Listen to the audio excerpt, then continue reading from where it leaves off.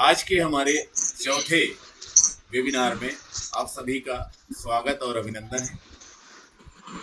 ऐसी मीटिंग जो हम कर पा रहे हैं इसके प्रेरणा हमारे आदरणीय श्री प्रहलाद पटेल सर हैं, जिनकी प्रेरणा से हम लोग ये मीटिंग को परफॉर्म करते हैं।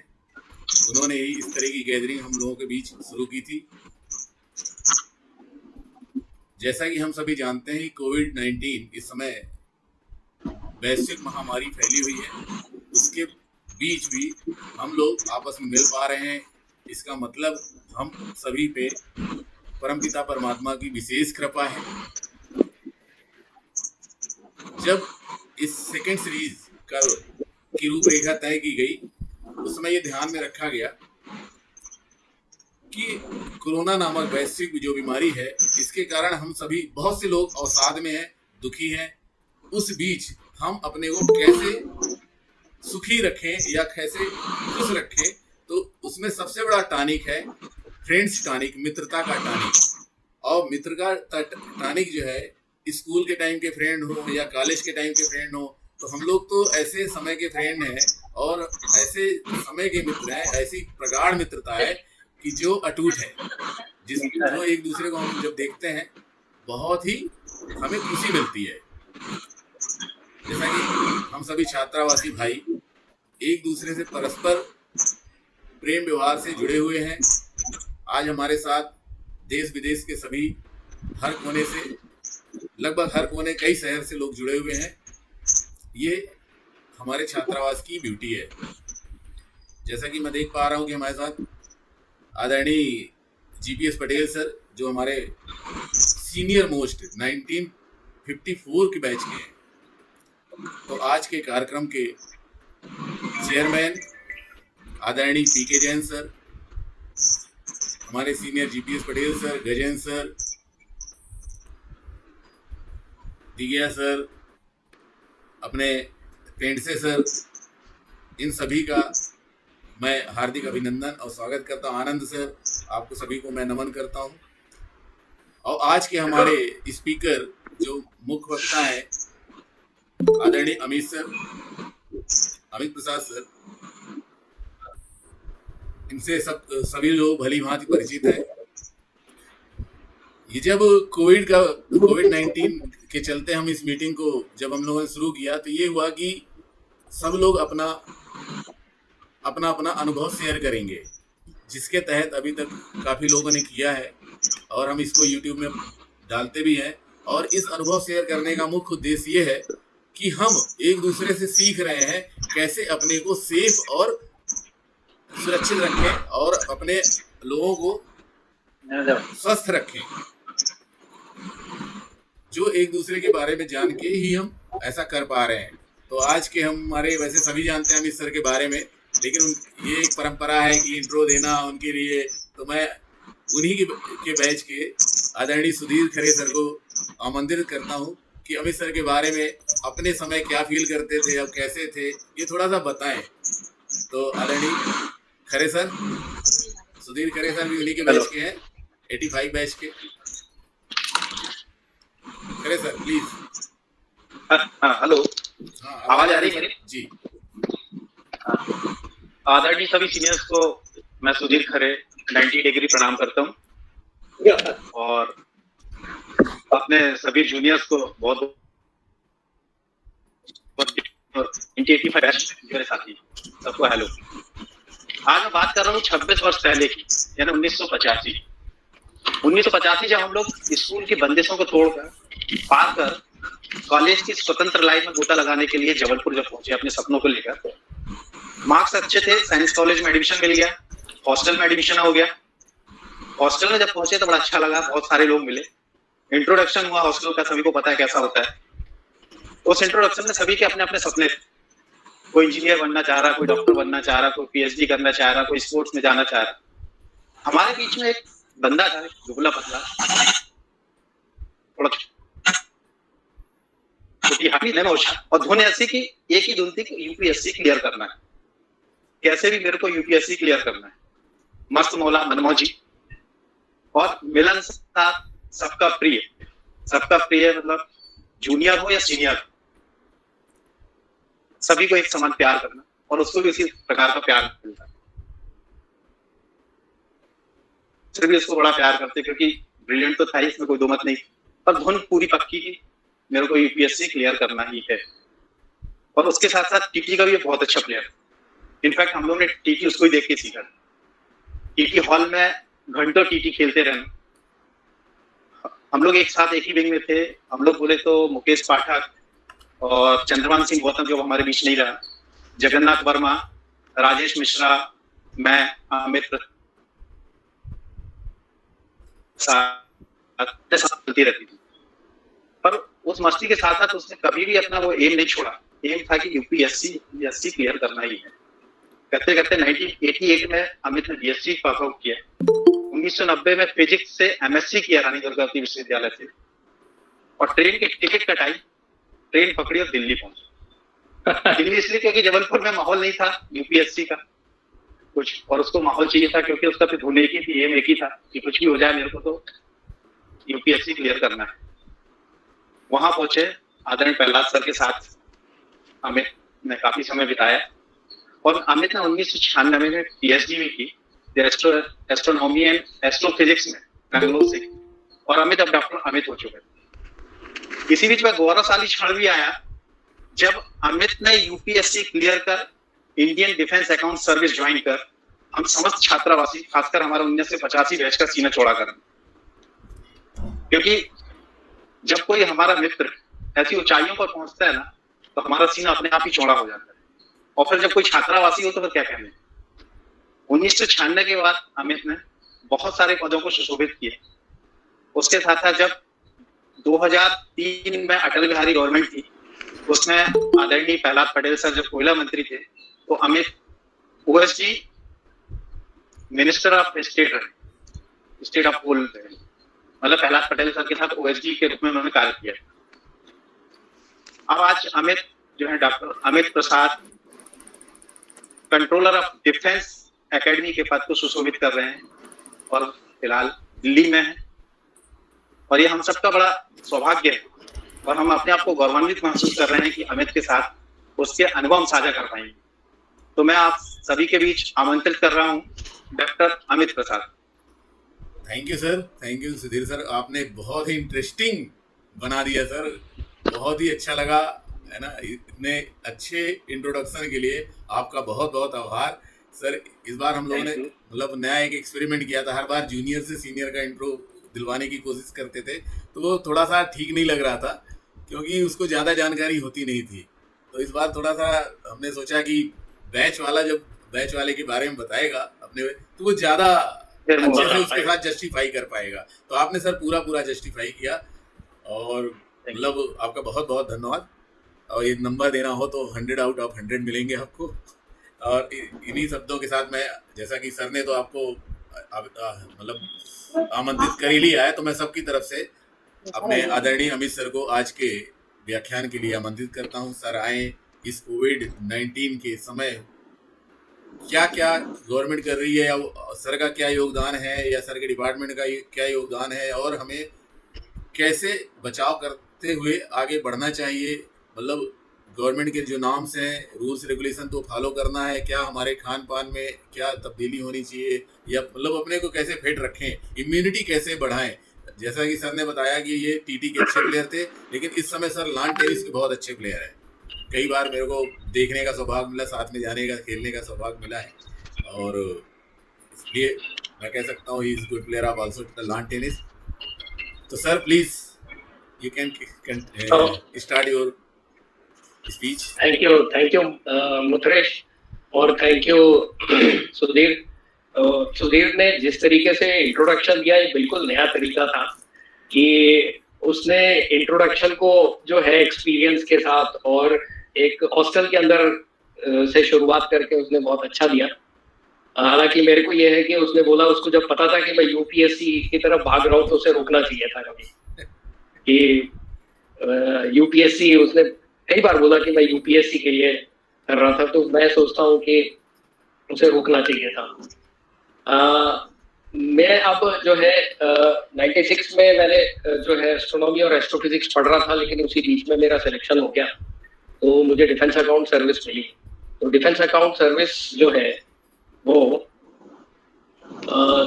इंडियन नेवी, एयरफोर्स और आर्मी, इसके अलावा बॉर्डर रोड्स और coast guard, Indian coast guard और भी कुछ लोगों के साथ में जुड़ा हुआ है। तो बीइंग अ डिफेंस, मतलब हमें कोई छुट्टी नहीं मिली है पिछले साल से, and I have been to the office almost every day. रोज ही ऑफिस जाना होता है, क्योंकि हम लोग को डिफेंस के साथ में हमें भी फ्रंट लाइन में रखा गया है। तो मथुरेश के साथ जब भी बात करना होता है तो बड़ा डेंजर होता है आजकल। कल मैंने मथुरेश को कॉल किया और मथुरेश ने बोला आपको एक टॉपिक दे रहा हूँ। अब मैंने बहुत मना किया कि मैं जरा टेनिस खेल के आता हूँ, लेट हो जाता हूँ तो मेरे से नहीं होगा, पर इसने काफी इंसिस्ट किया। तो ये इसकी अच्छी बात है कि ये इस ग्रुप को और इस फोरम को इसने आगे बढ़ाया हुआ है। गजेंद्र सर नमस्कार। तो आज मैं सिर्फ कोई ऐसा टॉपिक, कोरोना में जैसे अब हम लोग जितने लोग हैं जो सर्वाइवर्स हैं, मतलब जिनको कोरोना से हम बचे हुए हैं, तो हम जो कुछ भी कर रहे हैं वो ठीक ही कर रहे होंगे और हमने केयर लिया हुआ है, हमने सावधानी रखी हुई है, इसीलिए हमें कोविड नहीं हुआ है। पर जिन लोगों को हुआ है उनके आपका पता नहीं कहाँ आप लोगों के शहर में क्या हाल है, लेकिन दिल्ली का तो बहुत बुरा हाल था बीच में। सभी के जानने वालों में मेरे 2 साथियों की डेथ हो गई, जूनियर की डेथ हो गई। अगर इसकी स्टैटिस्टिक्स देखें तो मिनिस्ट्रीज के अंदर में सीएसएस अफसर 100 मर चुके हैं। कस्टम्स, आईआरएस, रेवेन्यू सर्विसेज में करीब 300 अफसरों की ऑल ओवर इंडिया डेथ हो चुकी है। तो कैजुअलिटीज बहुत ज्यादा है और इस समय तो सरकार इस प्रॉब्लम में है कि जितने लोग डेथ हुए उनको अगर उनके बच्चों को नौकरी देनी है तो कैसे देना है, क्योंकि 5% का कोटा होता है और इन पोजीशंस को कैसे दोबारा से भरना है, ये बहुत सारे चैलेंजेस हैं। आज मैं 5 मिनट लूंगा। एक बड़ा इम्पोर्टेंट मेरे को लगा जब मथुरेश ने बोला कि कुछ डिस्कस करना है, तो कोविड में मैंने ये देखा कि हम लोग के पास टाइम ज्यादा होता है और हमारे ग्रुप्स जो है व्हाट्सएप ग्रुप, उनमें हम लोग ज्यादा टाइम देते हैं आजकल। पहले जो है कोई जवाब नहीं देता था, आजकल ग्रुप पे सब बैठे रहते हैं और काफी चर्चाएं चलती रहती हैं। तो बीजेपी बनाम कांग्रेस, उसके बाद में अब नया चालू हो गया एलोपैथी बनाम जो है आयुर्वेद, इस तरीके की फाइट बहुत ज्यादा चलती है। और मैंने ऑब्जर्व किया कि जिसका जो ओपिनियन है वो बदलता नहीं है। अगर किसी ने कोई ओपिनियन दिया है ग्रुप पे और उसके बाद में उसको किसी ने काउंटर किया उस ओपिनियन को, तो ऐसा नहीं है कि पहला आदमी उसको समझ जाएगा, वो उसको समझेगा नहीं, बल्कि वो अपनी दुगनी फोर्स से अपनी बात को फिर से रखेगा। तो मैंने इसके ऊपर कुछ थोड़ी सी स्टडी की। आई एम ऑडिबल ना? क्लियरली?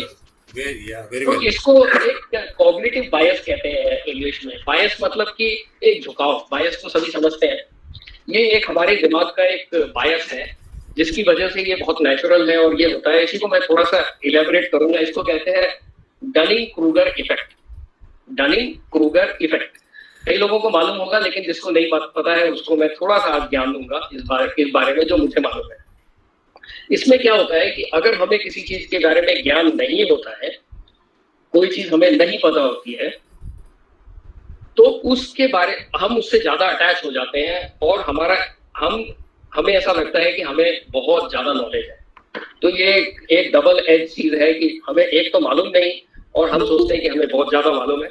आप कई बार देखा होगा कि ग्रुप में जब हम बैठते हैं कि कोई लंच में बैठे हुए हो या एक ग्रुप में बैठे हो, चाय पे बैठे हुए हो, तो कोई एक जो है, मैंने ऑफिस में भी देखा है, तो किसी एक अफसर को ऐसा लगता है कि उसे बहुत मालूम है, हमें लगता है कि उसे नहीं मालूम है, लेकिन वो इतना बोलता है कि हमें चुप रहना ही दूसरा अच्छा ऑप्शन लगता है। पर वो जो है वो रुकता नहीं है, उसका ईगो बढ़ता ही जाता है और उसका जो अपना अटैचमेंट है टॉपिक से बढ़ता ही जाता है। ये आपने भी देखा होगा। तो ये दो साइकोलॉजिस्ट है, उन्होंने इसको स्टडी किया, डेविड डनिंग और जस्टिन क्रूगर। तो उनके नाम पे इफेक्ट रखा गया है। इसको कहते हैं डनिंग क्रूगर इफेक्ट। ये कहता है ये इफेक्ट कि जब किसी की नॉलेज कम होती है तो उसकी वो नॉलेज जो उसको ये बताए कि आपके पास कम नॉलेज है वो भी कम होती है। जैसे कि आपने देखा होगा, मैंने तो महसूस किया हमेशा कि जब भी हम एग्जाम दे के आते थे और जब हमें मार्क्स मिलती थी तो हमें लगता था कि हमें जो है कम मार्क दिया है एग्जामिनर ने, क्योंकि हमें ये लगता है कि हमने बहुत अच्छा परफॉर्म किया है। इसका दूसरा इफेक्ट ऐसे होता है कि जैसे कि हम लोग जब गांव के बैकग्राउंड से या हम लोग थोड़े रूरल बैकग्राउंड से या सिटीज में आए, जबलपुर आए, तो हमारी एबिलिटी कोई कम नहीं थी, मैथमेटिक्स या साइंस की एबिलिटी किसी से भी कम नहीं थी, लेकिन हम पार्टिसिपेट करने में हमेशा झिझकते थे। ऐसा होता था मेरे ख्याल से, चाहे वो कल्चरल एक्टिविटी हो, चाहे वो कोई कंपटीशन हो, चाहे वो कोई क्विज हो, या वो क्या बोलते हैं उसे, वाद विवाद, डिबेट कंपटीशन, सब में हम लोग झिझकते थे हमारे पास कैपेबिलिटी होने के बाद। तो इसके रीजंस क्या है कि ऐसा क्यों होता है? ये इसलिए होता है कि एक तो हम अपने आप को ओवर एस्टिमेट करते हैं, हमेशा हर आदमी अपने आप को ओवर एस्टिमेट करता है। जैसे आयुर्वेद की जिसको नॉलेज है वो अपने आप को ओवर एस्टिमेट करता है, या एलोपैथी की जिसको नॉलेज है वो अपने आप को ओवर एस्टिमेट करता है। दूसरे की स्किल्स को हम रिकॉग्नाइज नहीं कर पाते हैं। जैसे मेरे सामने अगर अरविंद गुप्ता है, वो बैठा है और मेरे को अपनी बात रखनी है, तो मैं उसकी बात नहीं सुनना चाहता हूँ, मैं अरविंद गुप्ता को सुनाना चाहता हूँ। तो 1 मिनट का पॉज लेके मैं नहीं चाहता कि मैं सुनूं तो जरा क्या बोलना चाहता है, या उसका पॉइंट ऑफ व्यू में, उसके पॉइंट ऑफ व्यू में क्या दम है।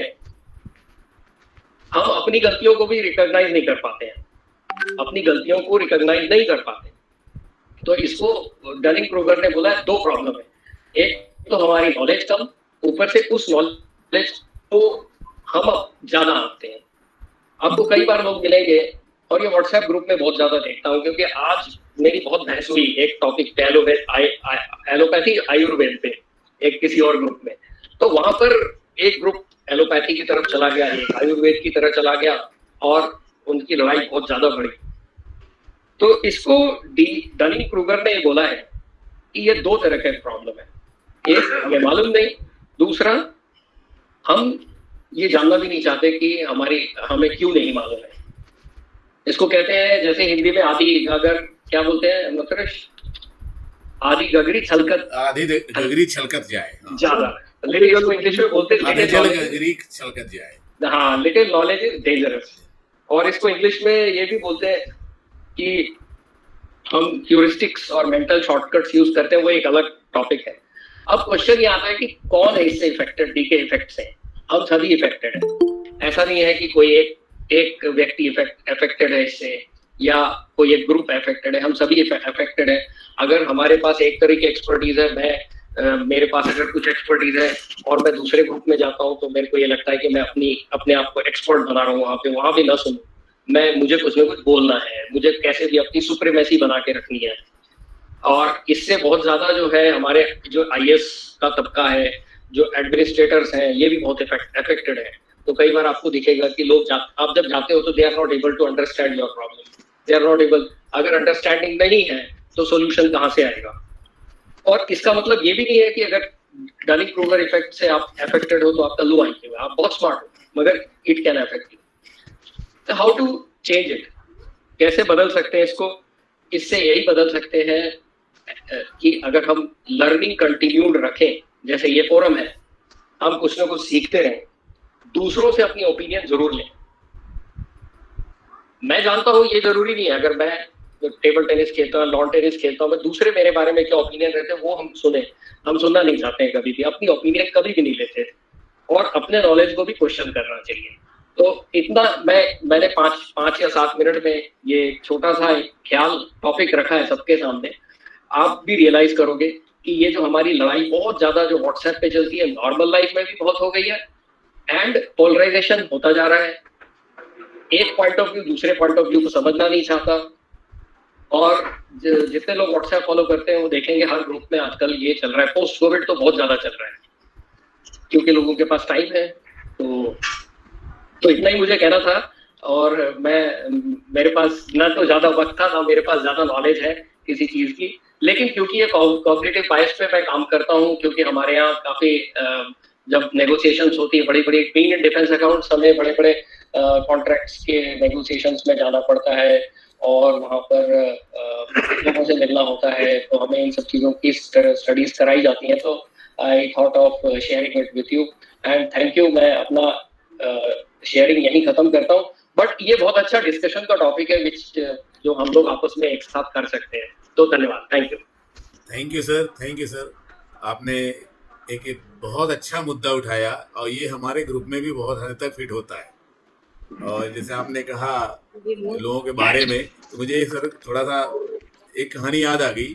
जैसे कहते हैं ना, आदमी की मतलब 4 तरह की बातें होती है हर आदमी में। एक बात वो होती है जो दोनों लोग जानते हैं, मतलब जैसे मैं आपके बारे में बात करूँ या किसी के बारे में बात करूँ तो आप भी जानते हैं, आप दूसरा भी जानता है। जैसे आपका हाइट हुआ, कलर हुआ, वेट हुआ, है ना। और कुछ ऐसी बातें होती हैं जो आप नहीं जानते, आपका मित्र जानता है। आप नहीं जानते, आपका मित्र जानता है। जैसे मतलब स्मेल आना, मुंह से स्मेल आ रही है, आपके पास स्वेट से स्मेल आ रही है, मतलब आप अनटाइडी रहते हो, ये सब बातें आप नहीं जानते लेकिन आपका मित्र जानता है। और तीसरी बात होती है जो कोई नहीं जानता, वो आप सिर्फ जानते हो। इवन आपकी मतलब बेटर हाफ भी नहीं जानती, आप बता भी नहीं सकते, शेयर भी नहीं कर सकते। लेकिन सर एक चौथी बात होती है जो कोई नहीं जानता, सिर्फ आपका मेंटर ही जानता है, या गार्ड जानता है, या भगवान जानते हैं।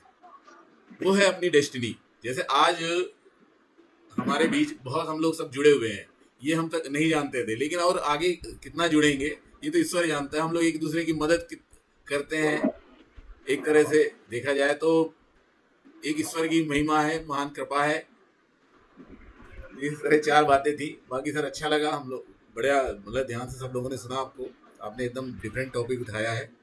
और इस टॉपिक पे सर कोई बोलना चाहे, वैसे आज पहली बार हमारे साथ होरा जुड़ा है। अब तो हम सर ज्यादा हो गए संख्या में, है ना। होरा कुछ बोलना चाह रहा है। होरा सर कैसे है? बहुत बढ़िया है, कैसे हो? बस 90 डिग्री। बस थैंक यू। बीच में तुम्हारे भी कुछ क्षति हुई तुम्हारे साथ भी? जी सर, जी सर।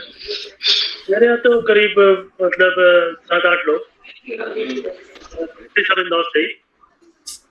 सर इसके साथ तो बहुत ही दुखद हुआ है। थोड़ा होरा शेयर करोगे वो रेमडेसिविर का क्या सीन है, लोगों को मालूम चले। तो वो ये हुआ था कि पहले तो रेमडेसिविर मिल नहीं रहे थे।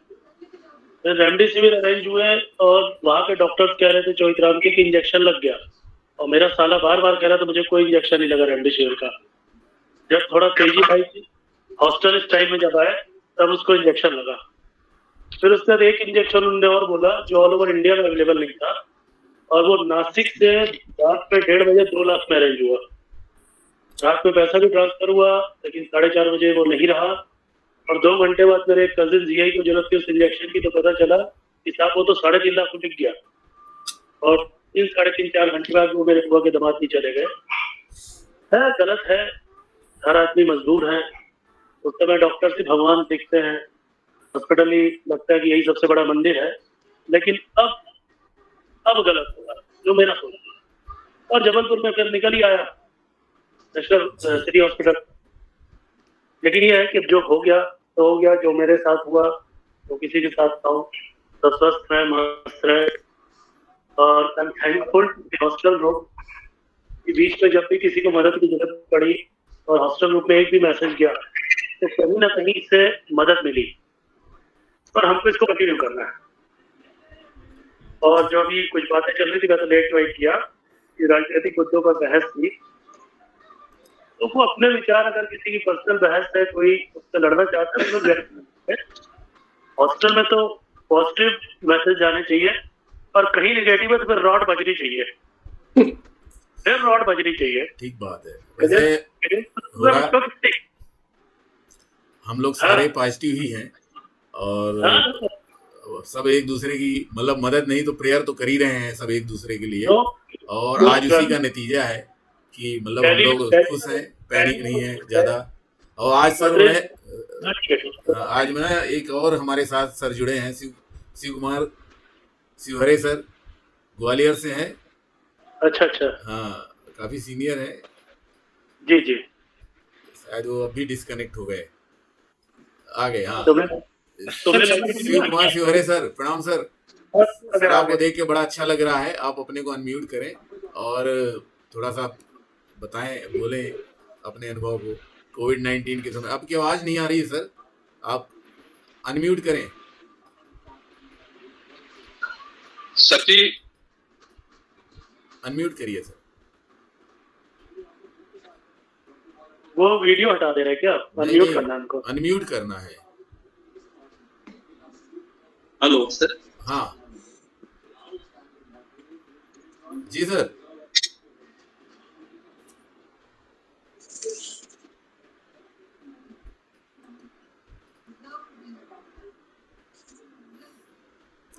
और आज हमारे सर जब तक आते हैं, हाँ जी सर।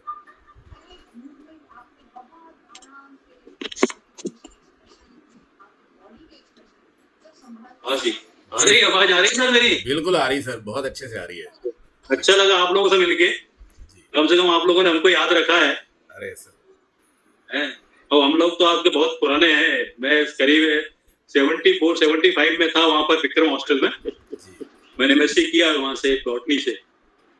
और उस आपकी समय आवाज तो सर हम लोग से ज्यादा तेज है। नहीं, यार तो उम्र हो गई। मैं पंजाब नेशनल बैंक में सीनियर मैनेजर था। 2012 में रिटायर हो गया। मैं भी ग्वालियर में ही था। बेसिकली मैं रहने वाला तो वहीं जबलपुर के पास ही गाँव का घनसौर का। यदि आप वहाँ के जो नजदीक में जानते होंगे, वहीं का रहने वाला हूँ। लेकिन अब सर्विस के दौरान जब इधर उधर हुए तो ग्वालियर में अल्टीमेटली मैं सेटल हो गया। मेरे बच्चे सब पास हैं। आप लोगों से अच्छा लगा मिलके मुझे, खासकर डॉक्टर साहब मुखर्जी जी से और आनंद साहब हैं। और आनंद साहब कैसे हैं? एकदम बढ़िया। बढ़िया है। चलिए इस बहाने आपसे मुलाकात हो गई। सर आनंद सर को हमेशा तकलीफ थी, हमेशा शिकायत रहती थी कि मेरे बैच का कोई रहता नहीं मेरे साथ का। तो सर आप हमेशा रहा करिए, सर को थोड़ा सा ये शिकायत दूर हो जाएगी।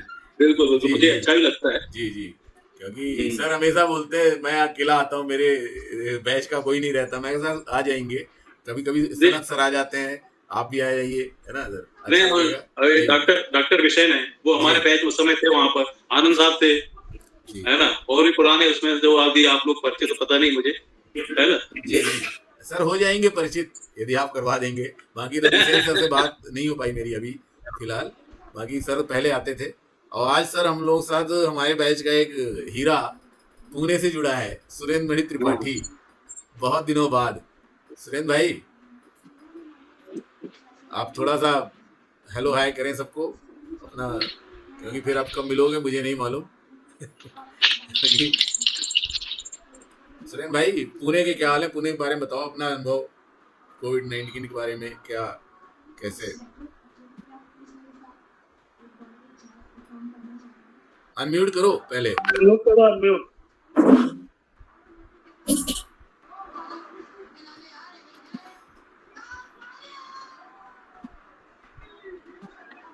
हाँ मुझे भाई आवाज आ रही है क्या? हाँ आ रही है, बिल्कुल आ रही है। मुझे भाई आवाज आ रही है क्या? आ रही है। Hello. Yeah you are audible, please speak. आ रही सुरेंद्र, कैरी ऑन। मुझे भाई आवाज आ रही है क्या? आ रही है यार वहाँ आवाज कट रही है, बहुत कट रही है आवाज। तुम बोलो तुम्हारी आवाज आ रही है। थोड़ा बिल्कुल आवाज नहीं आ रही यार। तो यहाँ पे ठीक है कोई बात नहीं। बहुत वेदर खराब है तो अब हम लोग अपने सर बात होती है हमारे बैच से। अच्छा वो अभी कोरोना पॉजिटिव हुई है, वो भी अपने कुछ अनुभव शेयर करना चाह रहे हैं ज्वाइन के लिए। प्लीज कौन? सुभाष साहू। हाँ सुभाष जी, हाँ बोले। अनम्यूट करें आप अपने को। जायसवाल सर, हाँ मुझे भी एक अख्तर से क्वेश्चन पूछना था। हाँ बिल्कुल प्लीज। हाँ सर पूछूं सर? अमित सर नमस्कार। नमस्कार नमस्कार। 90 डिग्री नमस्कार, ब्रजेश मिस्टर 88 में से। हाँ सर, मेरा क्वेश्चन ये था कि आप अपनी खूबियों, उन विशेष खूबियों के विषय में बताएं जिनकी वजह से आप यूपीएससी एग्जाम क्लियर कर पाए हैं। ये पहला क्वेश्चन है। और दूसरा क्वेश्चन है सर, उन गलतियों पर प्रकाश डालें जिनकी वजह से लोग अक्सर इस स्तर के एग्जाम में सक्सेस नहीं हो पाते। दूसरे शब्दों में हम कहें, इन कमियों ने आपको आईएएस बनने से रोका। ओके, ये बहुत ही ब्रिजेश जी आपने बहुत टफ सवाल पूछा है। इसके भी काफी मार्क्स मिलने चाहिए मुझे अगर सही आंसर दूं तो। मैं मैं बेसिकली साइंस में अच्छा था, मतलब मेरा मैथ्स अच्छा था, फिजिक्स अच्छा था, इंग्लिश भी अच्छी थी मेरी। अब और मैंने कॉलेज में क्या हुआ कि मैं स्कूल में तो तीसरे या चौथे रैंक पे ही रहता था, मतलब कितनी भी मेहनत करूं तो उससे ऊपर नहीं जा पाया। और एक तरीके से मेरे को कॉम्प्लेक्स था।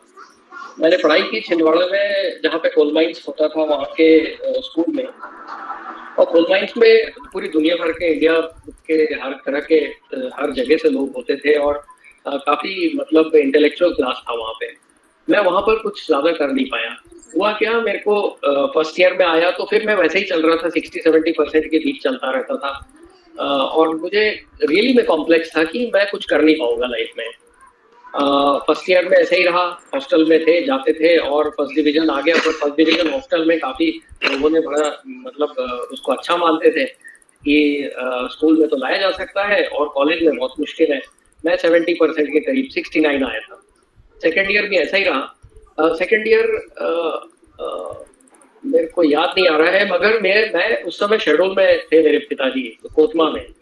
तो मैं गया हुआ था और मेरे पीछे नरेंद्र तिवारी का फोन आया वहां कि अमित भाई, उसने स्पेशली फोन किया कि तुमने यूनिवर्सिटी में टॉप कर लिया है। अब मेरे को समझ में नहीं आया ये कैसे हो गया। तो मैंने 72% आए थे और मैंने टॉप कर लिया था। तो वहां पर मेरे को ना बड़ा कॉन्फिडेंस मिला कि जैसे कि मेरे से कुछ हो सकता है। उसके बाद मैंने थर्ड ईयर में भी जो है मेरा रिजल्ट ठीक रहा, 72% के करीब मैंने टॉप कर लिया। और मेरे को एमएससी फिजिक्स में एडमिशन मिल गया, यूटीडी में मैं चला गया। तब तक मैंने कोई तैयारी नहीं की थी यूपीएससी की। और जब फाइनल ईयर में तो क्या हुआ कि उस समय नॉमिनेशन बेसिस पे प्रेसिडेंट वगैरह बनने लगे थे।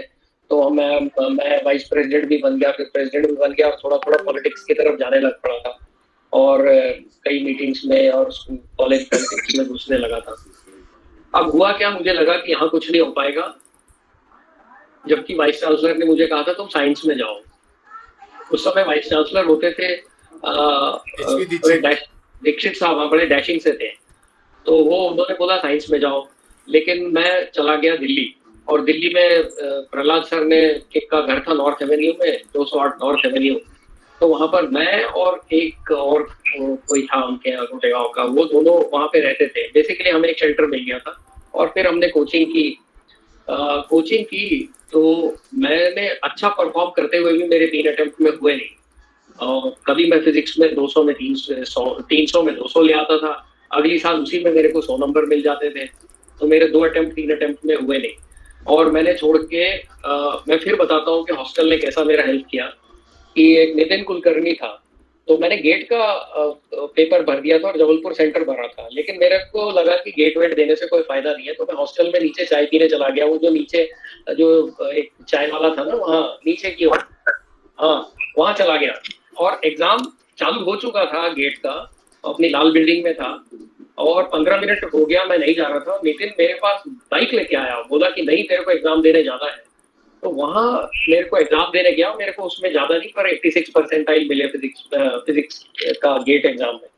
और मेरा सिलेक्शन हो गया इंडियन इंस्टीट्यूट ऑफ साइंस में, एस्ट्रोफिजिक्स में इंटरव्यू के लिए बुलाया गया और वहां पे हो गया। तब तक मैंने काफी समय बर्बाद कर लिया था अपना, मतलब 90 में एमएससी किया है और 94 हो चुका था, 95। अब मैं वहां चला गया। 94 में मैंने आईएससी ज्वाइन किया, Indian institute of science Bangalore. Indian institute of science Bangalore में मेरे को मन लग रहा था, एस्ट्रोनॉमी अच्छी लग रही थी और ऐसा लगता था कि यहाँ पे बाहर जाने की भी बहुत चांसेस है, और वहाँ क्लास अलग ही था बिल्कुल। पर एक अटेम्प्ट मेरा बचा हुआ था ब्रजेश, तो मैंने वो बिना पढ़े दे दिया। अब इस बार मेरा सिलेक्शन हो गया, मेरी ऑल इंडिया 250 रैंक आ गई। अब जब सिलेक्शन हो गया तो मैंने जो है, मुझे लगा कि चलो एक नौकरी तो मिल रही है, मैं चला जाता हूँ, ज्वाइन कर लेता हूँ। तो इस तरीके से मैंने ज्वाइन कर लिया। खूबी देखो कुछ नहीं चाहिए इसमें, एक तो लक था। मैं कहूंगा कि मेरा लक से ही हुआ है।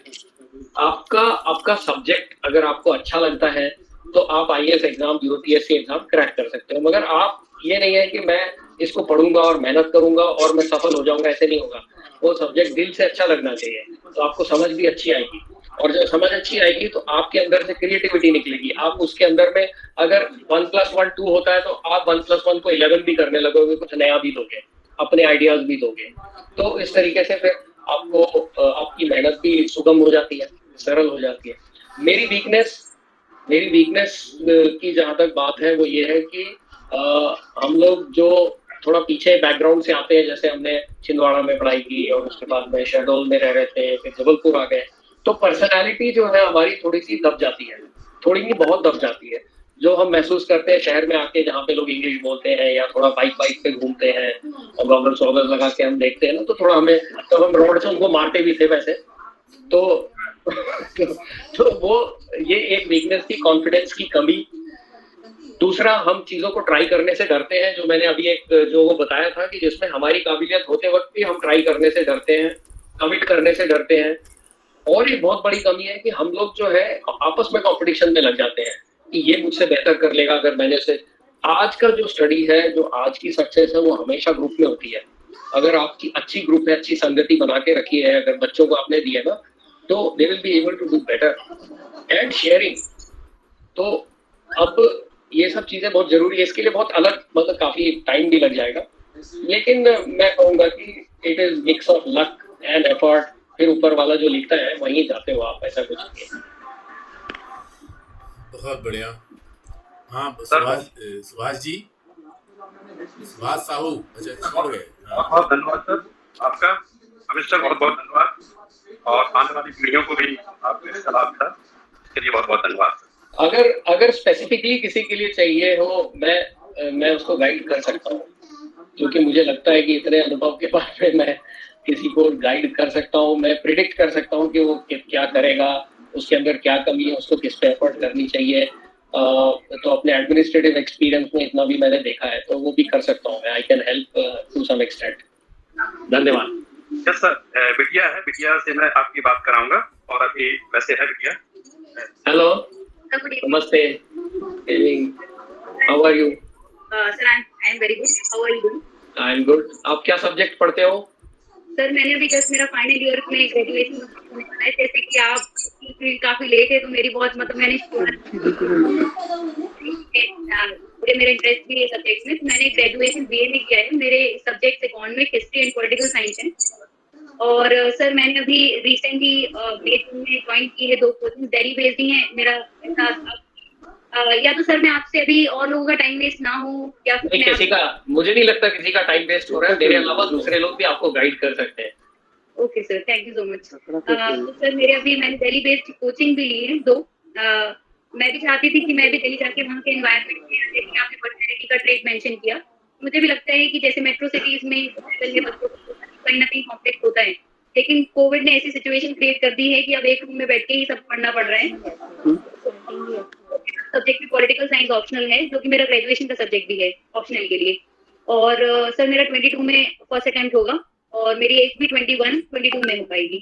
तो सर मैं पूछ रही थी कि ऐसी क्या क्वालिटीज होती हैं जो फेलियर और सक्सेस को डिफरेंशिएट करती हैं, मतलब क्या ऐसी खूबियां होती हैं जो हमको एक तरीके से, क्योंकि बहुत माइनर डिफरेंस रह गया आजकल, कंपटीशन इतना है, तो बहुत माइनर डिफरेंस है, तो वो क्या ऐसी क्वालिटीज हैं और क्या ऐसी गलतियां हो जाती हैं कि इंसान फेल हो जाता है उसमें पूरी मेहनत करने के बाद भी? पहले तो मैं ये कहूँ, आपका नाम क्या है? सर मेरा नाम रूपांशी मिश्रा है। Rupanshi, you are a very confident girl, and the way you talk, it seems it's a very good quality in you. आप बहुत कॉन्फिडेंट हो, आपके जितने लोग हैं वो मानेंगे कि you have a very good screen presence. जितनी बातें तुमने कही वो बड़े ही अच्छे तरीके से कही, तो that's a very good positive in you. So you will have a very good interview marks. I am telling you this. Even within half a minute, I can tell you will get very good interview marks. Success और failure, ये 2 चीजों से दिमाग को हटा लो। अगर successful कोई है तो वो बहुत मतलब ऐसा कुछ नहीं है कि success is everything and failure is nothing. मैं तो ये कहूंगा कि इतना ज्यादा सक्सेस और फेलियर के बारे में नहीं सोचें। आप अगर एफर्ट दे रहे हो फुल, तो उसके अंदर एब्जॉर्ब हो जाओ और लोगों से गाइडेंस लेकर के आप एफर्ट करिए अपना, और अपने पीयर ग्रुप जो आपके लोग साथ में दे रहे हैं, क्योंकि हम तो गाइड करेंगे, हम तो, हमारी नॉलेज तो 20 साल पुरानी हो गई, लेकिन आपके पीयर ग्रुप कैसे फील करता है, अपना ग्रुप बनाओ। क्योंकि अभी आप जो है क्लासरूम नहीं अटेंड कर पाओगे दिल्ली में, अटेंड करते तो बहुत अच्छा होता, पर अपना एक ग्रुप बनाओ और उसमें अच्छे लोगों को रखो, बल्कि अपने से अच्छे लोगों को रखो, जिससे आपको लगे कि हाँ ये मुझसे भी बेहतर है। वो अपने आप आपको एनहांस करेगा। और it's a long this thing, but हाँ पढ़ाई करो, बट पढ़ाई में मन लगना चाहिए। ये नहीं कि मैं ये कर लूंगा और मैं आंसर लिख लूंगा और मेरे को इसमें मार्क्स मिल जाएंगे and I will be and IAS और आई विल क्लियर UPS, ऐसे नहीं होगा।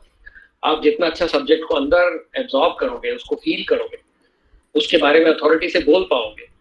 आप ऐसा लगना चाहिए कि जैसे मैं तुम्हारे सामने बैठा हूँ तो पॉलिटिकल साइंस के बारे में मैं कुछ बोलूंगा, तो ऐसा तो नहीं है कि तुम्हारे पास सब कुछ नॉलेज होगी, but you will be able to satisfy with your knowledge, impress with your knowledge, and उसका एप्लीकेशन होना चाहिए अपनी आज के सिनारियों में। उस तरीके से पढ़ो जिसमें मजा आए तुम्हें, और सक्सेस फेलियर तो होती रहेगी। यहाँ सक्सेस नहीं होगा तो कहीं और होगा, कुछ बेहतर ही होगा। ठीक है, मैं पूरे ग्रुप को बहुत अच्छा लगा आपसे मिलके, एंड तुम्हारी सक्सेस लिखी हुई है, I am telling you. Sir thank you so much for that.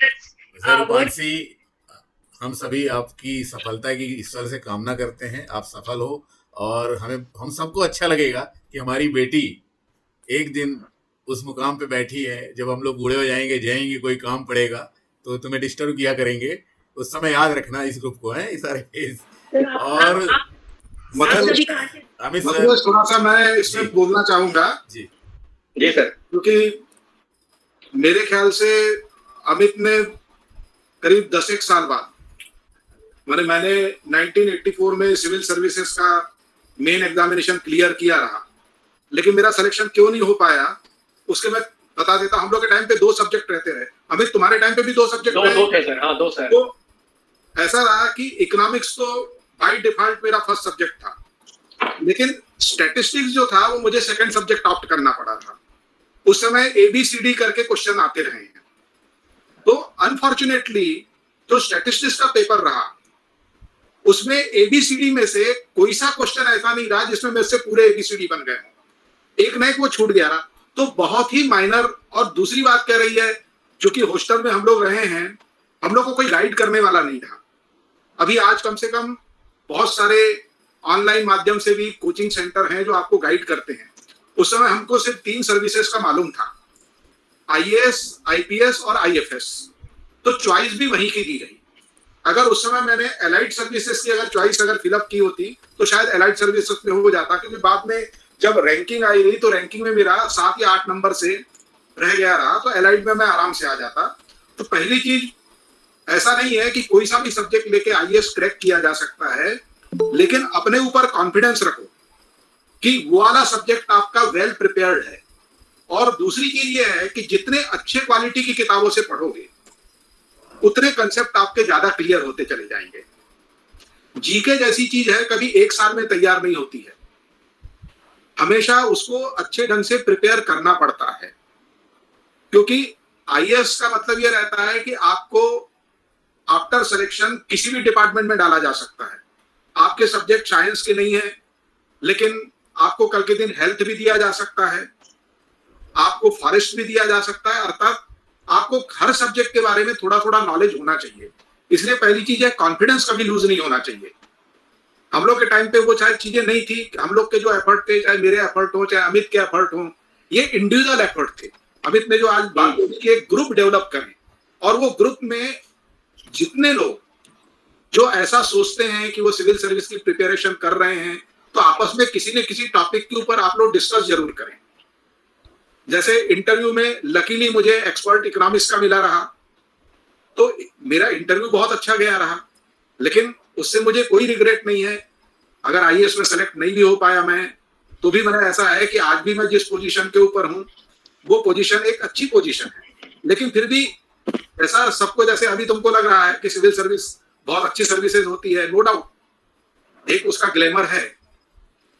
तो निश्चित रूप से हम तो चाहेंगे कि हमारे हॉस्टल ग्रुप के जितने लोग हमारे मित्र लोग हैं उनके बच्चे सिविल सर्विसेज क्वालिफाई करें, तो ये मेरे हम लोग के लिए एक फक्र की बात होगी। जैसे आज हम लोग अमित को कहते हैं कि अमित ने UPSC निकाली है, एक फक्र की बात है हम लोग के लिए। तो वैसे ही अगर हम लोग के बच्चे भी अगर ये निकालते हैं तो निश्चित रूप से मेरे ख्याल से जितने हॉस्टलर हैं सबको बहुत अच्छा लगेगा। इसलिए अपना कॉन्फिडेंस बना के रखना और तैयारी जितनी करना हो, क्योंकि दोनों एकेडमिक्स और कॉम्पिटिटिव एग्जामिनेशन में एक जो फंडामेंटल जो डिफरेंस है वो ये है कि कॉम्पिटिटिव एग्जामिनेशन में आपका विजन देखा जाता है और एकेडमिक्स में आपकी डेप्थ देखी जाती है। तो ये दो, डेप्थ और विजन, इसके बीच में अंतर क्या होता है वो अंतर समझने की कोशिश करो। अगर इस तरीके से प्रिपरेशन करोगे, आजकल तो बहुत अच्छे अच्छे ऑनलाइन माध्यम से भी कोचिंग क्लास अवेलेबल हैं, और 2-3 साल की प्रिपरेशन मैंने अकेले पढ़ने से एग्जाम क्वालिफाई हो जाता है ऐसा नहीं है। आपको वो अपने आंसर की क्वालिटी सुधारनी पड़ेगी, क्योंकि प्रीलिम्स तो ऐसा है, मल्टीपल चॉइस होता है, प्रीलिम्स तो क्रैक कर लोगे, लेकिन मेन एग्जामिनेशन में आपको 200 शब्दों में लिखना है। तो 200 शब्दों में हमारे पास में अगर ये कहा जाए कि 10 पन्नों में लिखना है तो हम आराम से लिख सकते हैं, लेकिन उसी चीज को जब 200 शब्दों में लिखना है तो 200 शब्दों में हम कैसे लिख सकते हैं, हमारा क्वालिटी आंसर कैसे इंप्रूव हो सकता है, तो उसको इंप्रूव करने की कोशिश करो, ये मेरा सजेशन है।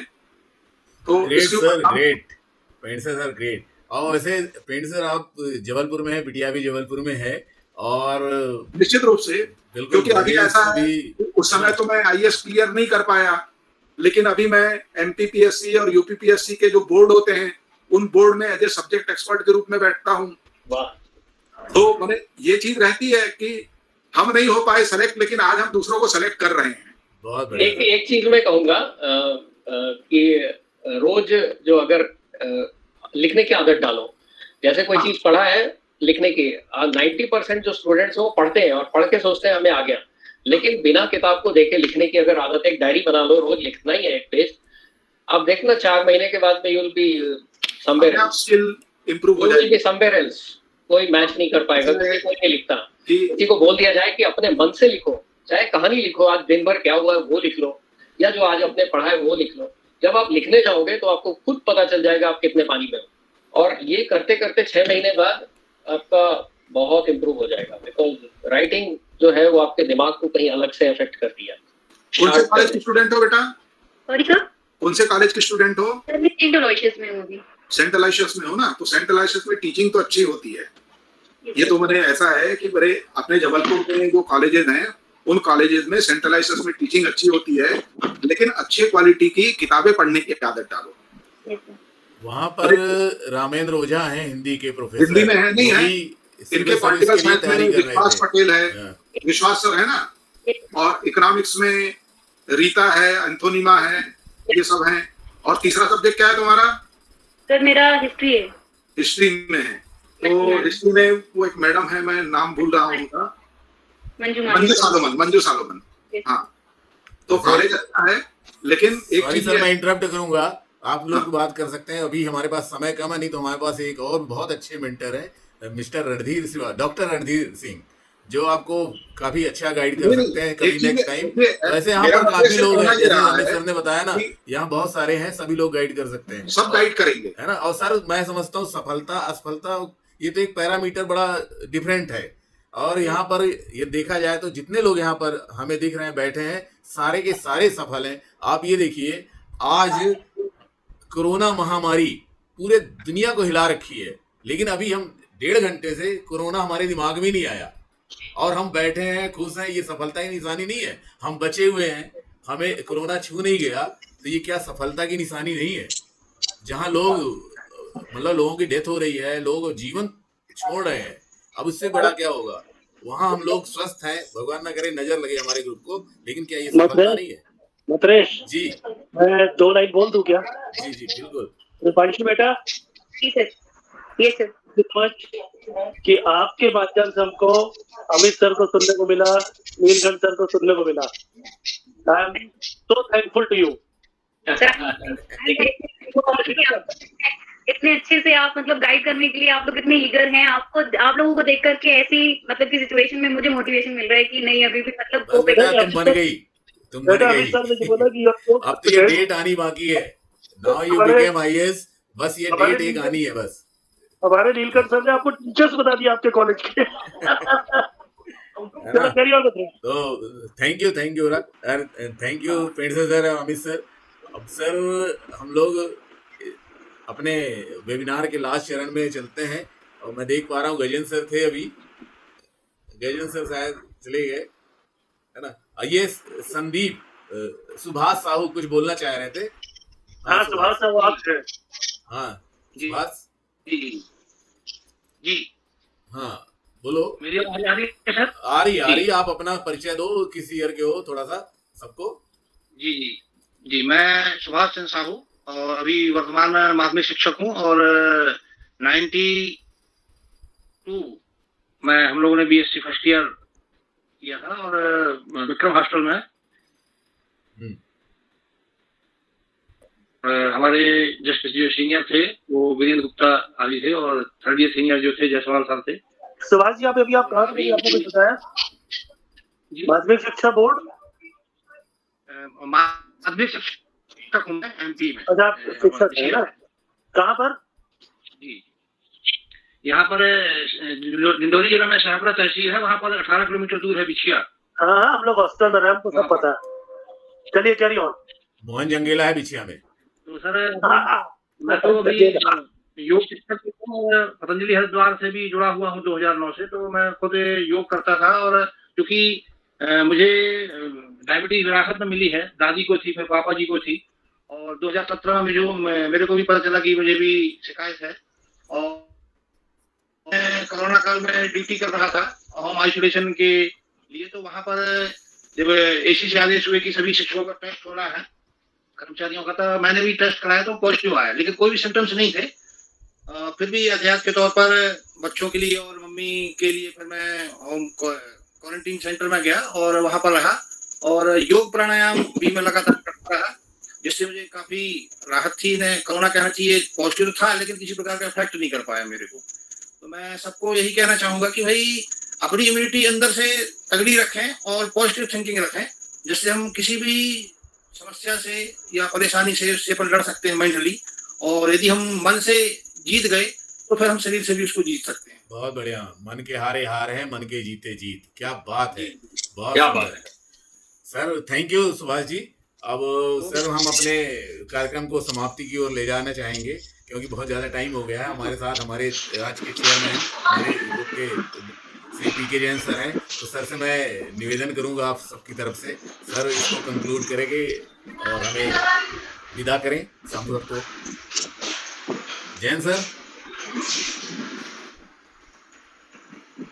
जैन सर, अरे लगता है जैन सर ने आज बोला था किसी मतलब नए को चांस दिया जाए इसलिए तो पाठक सर, रोहितास पाठक सर, आप ही इस धर्म को निभाइए। जैन सर शायद सुन नहीं पा रहे हैं, उनका टेक्निकल प्रॉब्लम के कारण। प्लीज सर इसे आप कंक्लूड करें और हम लोगों को फिर हम इसे वाइंड अप करते हैं इस मीटिंग को, फिर अगले फ्राइडे मिलेंगे। जी ठीक है, मेरी आवाज आ रही सभी को? आ रही है सर। चलो, अब आज ही मैंने ज्वाइन किया ये वेबिनार, मौका मिला और मथुरेश ने कंक्लूड करने की एक जवाबदारी भी मुझे दे दी, अचानक स्लिप होके मेरे पास आ गई। बहुत बहुत धन्यवाद। सारांशता बहुत अच्छा सेशन रहा और जैसा कि मथुरेश ने भी बीच में बोला कि इतना समय बिताने के बावजूद भी हम लोगों को कभी भी कोई कोरोना की या किसी भी तरह की और दूसरे किसी परेशानी की कोई याद नहीं आई। एक आनंददायक 1-1.5 घंटे का टाइम बीता, बहुत अच्छा लगा एक दूसरे को देख के। अमित हमारे बैचमेट हैं और रौनक है हमारे बैच की। बहुत शानदार तरीके से उन्होंने अपना उद्बोधन दिया और एक जो नया वर्ड डिफाइन कर दिया, इसने सारे झगड़े मिटा दिए व्हाट्सएप के जो ग्रुप में चला करते थे। मतांतर जो हर 1-2 दिन में किसी न किसी रूप में देखने को मिल जाता था, उसकी बिल्कुल उन्होंने बेसिक रूट बता दी कि वो सब साइकोलॉजिकल है और लोग उसमें करते ही रहेंगे, कोई मानने वाला नहीं है, वो ज्यों का त्यों चलते ही रहेगा। एक बहुत नई चीज हम लोगों को आज पता चली। ये उस समय थोड़ा सा आता जरूर था कि कोई कुछ कह रहा है तो लोग दूसरे लोगों को मान जाना चाहिए, लेकिन आज पता चला कि लोग क्यों नहीं उस चीज को अच्छे से एक्सेप्ट कर पाते हैं, अपनी बात पे ही अड़े रहते हैं। कोविड के बारे में बहुत अच्छा बताया और फिर बीच में वो एक मानसी बिटिया का इंटरेक्शन हो गया, वो भी अच्छा था। कुल मिला के सेशन बहुत शानदार है और मैं आशा करता हूँ कि आगे हमें और भी बढ़िया मिलेंगे। वेंकटेश सर का भी बहुत अच्छा रहा, हमेशा उनको सुनना बहुत अच्छा लगता है। इतनी महान विभूति हम लोगों को इतने आसानी से और सहज रूप में सुनने को मिल जाती है कि जो निश्चित तौर पे अगर और किसी लोगों को मुश्किल से ही मिले, लेकिन हम लोगों को एकदम सहज सरल रूप में उपलब्ध है और बहुत खान है वो हमारे, मतलब गोल्ड माइन है हमारे लिए, समझ लीजिए। ये आला डायमंड।